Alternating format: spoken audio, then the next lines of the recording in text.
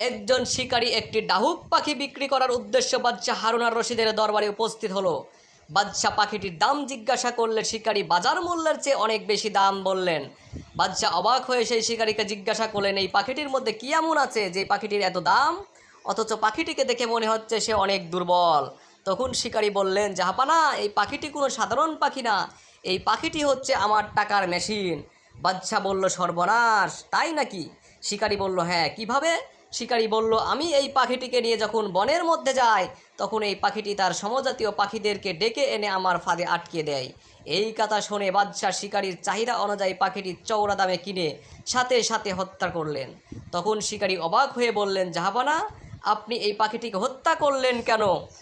তখন বাদশাহ বলল, শোনো শিকারী, অন্য জাতির দালালি করার জন্য যখন সমজাতীয়র সাথে যে বেইমানি করে তার অবস্থা এমনই হওয়া উচিত।